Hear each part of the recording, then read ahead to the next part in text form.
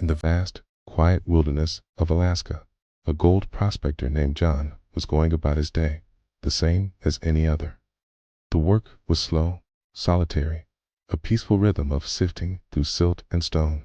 But on this particular day, the familiar forest path opened into a bog, and what he saw there stopped him in his tracks. Not 20 feet away stood a massive timberwolf, its dark coat blending with the shadows. For a heartbeat, pure instinct kicked in. A wolf this close is a threat. It's a predator you respect from a safe distance. But this one wasn't moving. As John got a little closer, he saw why. Its leg was caught in a steel trap. The chain was pulled tight, digging into swollen, raw flesh. John recognized the trap. It belonged to a hunter he knew, a man named George. But George wasn't coming back for it. John had heard the news. Just last week, George had died of a heart attack. If John hadn't stumbled into this bog, that trap would have stayed right here, a silent, cruel sentence for whatever was caught inside. The wolf strained against the chain, a mix of terror and fury in its eyes. John knew he had to be careful. Then he noticed something that changed everything. The wolf was a female, and her teats were full of milk. Somewhere out there in the wilderness, there were pups. Helpless, hungry, and waiting for a mother who couldn't return. The thought settled heavy in his gut. Freeing the wolf was just one part of the problem. If he didn't act fast, her cubs would be the first to pay the price. He could try to release her now, but a cornered mother animal is one of the most dangerous forces in nature. He'd be risking a serious attack. So he made a difficult choice. Instead of forcing a release, he decided to find the pups first. Maybe, just maybe, if he brought them to her, she'd be less frantic. Maybe they could survive the immediate crisis together. He started searching for tracks in the snow at the edge of the bog. After what felt like an eternity, he found a faint trail and followed it deep into the woods. The path led him up a rocky slope, where he found what he was both hoping for and dreading. At the base of a huge spruce tree, there was a den. The entrance was dark and eerily silent. Had he come too late? He decided to try imitating the mother's call, a high-pitched squeak. He waited. Nothing. He tried again. And then a stir from within the darkness. Tiny pups, barely a few weeks old, stumbled out. They were so young, so unsteady, they showed no fear. They just came right up to him and started suckling on his fingers, driven by pure, desperate hunger. His heart clenched. They were starving. He had to move quickly. Gently, one by one, he picked them up and placed them into a burlap bag. They were so light, their small bodies pressing together for warmth. He secured the bag and headed back to the bog. The moment the mother wolf saw him, she let out a sharp, frantic whine. She knew. He carefully lowered the bag and let the pups out. In an instant, they were at their mother's belly, nursing like their lives depended on it, because they did. For a moment, there was a sense of peace.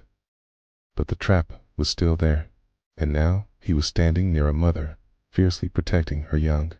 Every time he tried to get closer, she let out a low, rumbling growl. It was a clear message. Stay back. John understood. He couldn't force this. He had to earn her trust. And in the wild, trust isn't built with words. It's built with actions, with consistency. He went and found a deer carcass, cutting off a hindquarter and tossing it a safe distance away from her. He then built himself a rough shelter nearby, close enough to watch over them, but far enough not to be a threat. The next morning, he woke up to 4 fluffy little bodies sniffing at his face. The pups, now bolder, treated him like he was just another part of the landscape. Their mother watched his every move. For the next few days, a routine formed. He'd search for gold, then return with food for the wolf family. He'd played with the pups from a safe distance, letting the mother see, again and again, that he meant no harm. Each day, he inched a little closer to the trap, and each day, she tolerated it a little more. On the 5th evening, something shifted. As he brought another offering of venison, he saw her tail give a slight, tentative wag. Taking a chance, he sat down just 8 feet away from her. The risk was real. If she chose to attack, she could do serious damage. But she didn't. He slept there that night, surrounded by the quiet sounds of the nursing family. The next morning, he woke to the pups feeding. He reached out and petted them, and this time, the mother didn't growl. This was the signal he'd been waiting for. Slowly, carefully, he placed a hand on her trapped leg. She flinched, but held still. It was as if she understood that this pain might be the only way to end her suffering. He found the release catch on the trap, braced himself, and pressed it down. With a snap, the jaws opened. She was free. He expected her to bolt, to grab her pups and vanish into the woods, but she didn't. Instead, she stepped toward him, and then she began to lick his hands. John stood there, stunned.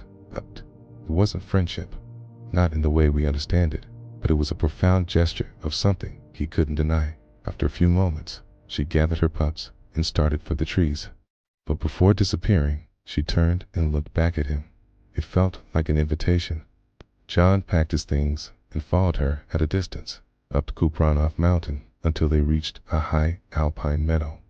There, a whole wolf pack was waiting, about 9 adults and several older pups.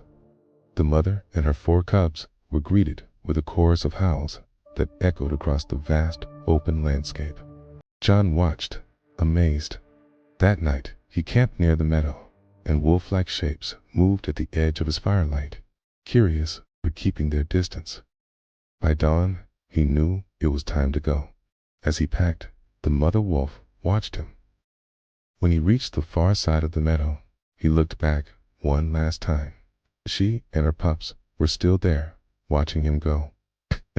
He raised a hand in farewell, and she answered with a long, mournful howl.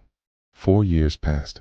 Tia served in World War II and eventually returned to Coho Creek. The woods were both familiar and changed. As he walked a familiar trail, his eye caught the glint of metal, a rusted steel trap, the same kind, in the same place. It was a relic of a memory that had stayed with him all those years. An instinct he couldn't explain pulled him back toward that mountain meadow. When he got there, he stood in the open and let out a long, low wolf call he'd practiced over the years. A howl answered him. He called again. Another howl came back, closer this time.